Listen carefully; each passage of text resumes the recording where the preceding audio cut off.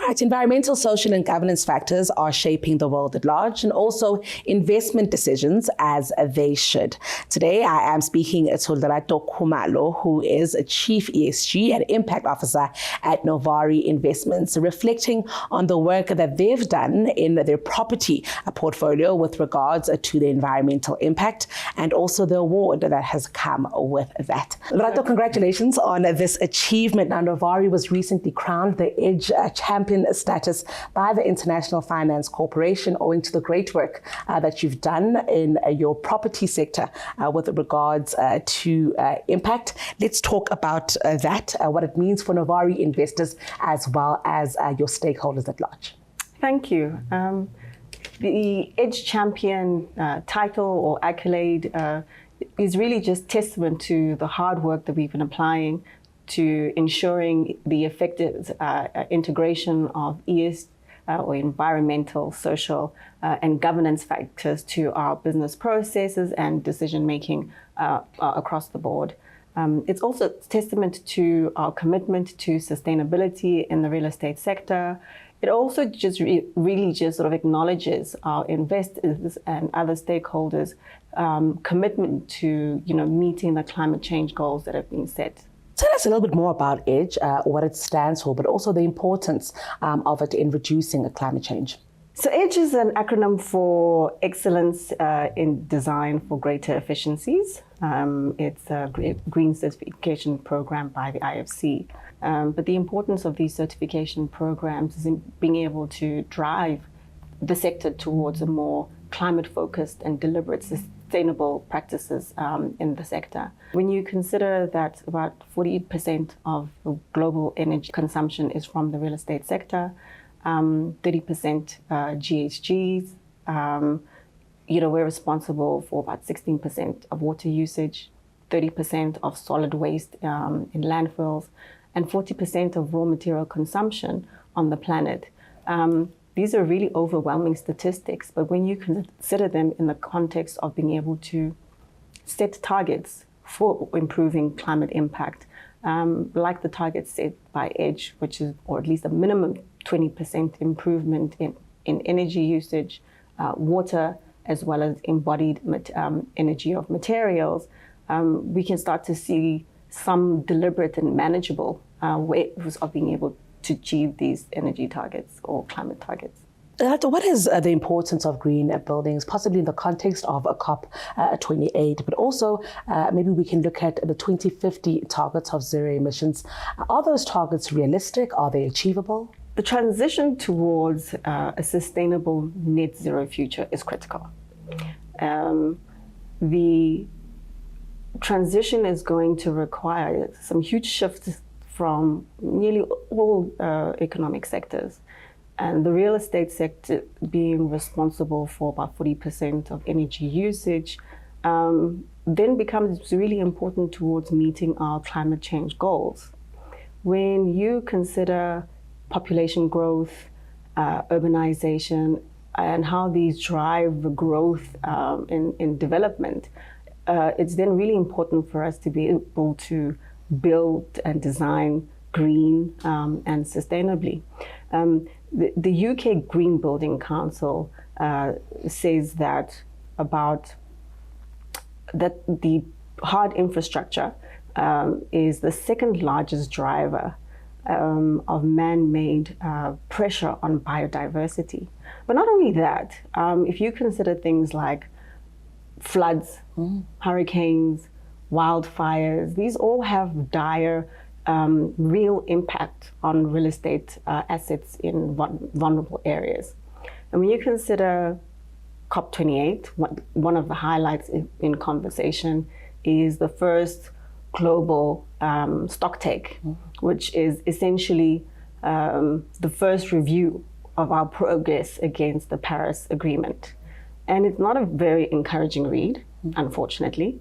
It's very clear that we are not on track to meet the 1.5 degrees Celsius climate goal that we have set for ourselves, which can feel a little bit discouraging. So there's a lot more that we can do. And as an industry that impacts so hugely on the environment, it's important that we do whatever we can. It's therefore imperative for the built environment sector to drive resilience, to put front and center adaptation in the way that we design, the way that we build, maintain, and occupy buildings so that they're fit for a future that is going to be impacted by climate change. The construction and property sector is actually one of the biggest emitters of carbon emissions, even more than the aviation sector there. What is Novare doing, to embrace greener buildings, but also to ensure that there is sustainability in your investments in the property sector? I think property developers, investors in the sector are actually doing quite a lot, making real significant changes in how we approach development to be able to ensure more resilient cities, so to speak. Things like, green certification programs helping to drive and tend in achieving better performing buildings. The incorporating of more energy efficient designs, renewable energy into buildings, the drive towards ensuring that we protect biodiversity. There's also growing conversation around community engagement, impact investing, really ensuring that we have a more holistic approach to how we do designing of built environments to ensure balance, less negative impact to the environment and the communities surrounding our developments. What is Novare's view on the just energy transition in the context of the African continent? Yeah, I think there's been a lot of conversation around just energy transition or the just transition in general. On one hand, you have sort of on the extreme side, sort of developing nations saying that we contribute less than 3.8% towards, energy or GHG emissions. And so why should we be held to such stringent expectations in terms of, turning around climate change or transitioning? There's also the issue, I think, on our continent with regards to, we're still in the developmental state, right? We are fortunate to be endowed with great natural resources that can help us really be able to achieve our developmental goals. And so why should we not use these resources in the same way developed nations have through industrialization to be able to achieve the growth that they have achieved? And so these are very sort of like contentious arguments happening in society. But I think for the African continent, it's important for us to be able to consider, right policy environment to be able to ensure positive transition in terms of the climate conversation. The other question of financing, I think, has become really critical. I think there's a report that I read that said that Africa is going to need north of $2.8 trillion for them to be able to start on the journey of climate transition effectively. And 90% of that is going to have to come through support, and primarily from developed nations.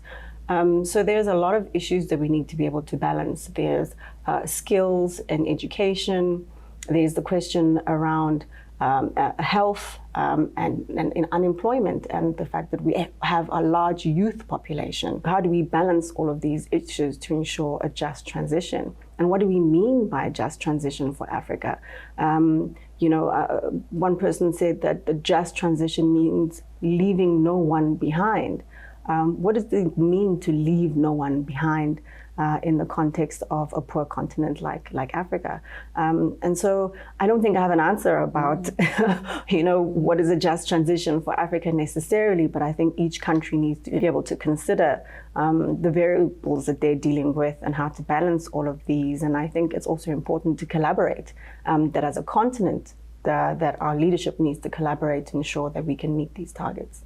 There are views that developed nations must pay more for climate damage to support developing nations, specifically those on the African continent. In fact, coming out of COP28, we've heard of a loss and a damage fund that is emerging there. What are your thoughts on that?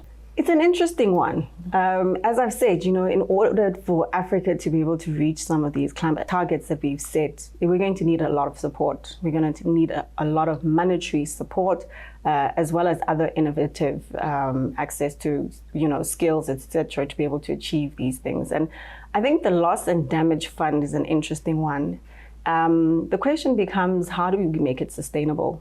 Where does the funding really come from on a long-term basis to be able to ensure that it continues to keep giving for African or developing nations to be able to make positive strides towards meeting these climate change goals? It's also a little bit contentious because, who should contribute what? The truth of the matter is that nature is not waiting for us to make these decisions. Nature is not going to wait for us to be able to come to some kind of understanding about who's to blame and who's not and who's lesser to blame. But we're feeling the effects already now. We see the rise in flooding. We do see the wildfires occurring, and so something needs to be done. A loss and damage fund is a great idea to help us deal with some of these issues, but I think we still need to unpack a lot of details around it to make it sustainable. Well, Lerato, thank you so much for speaking to us today, and congratulations again on this achievement. Thank you.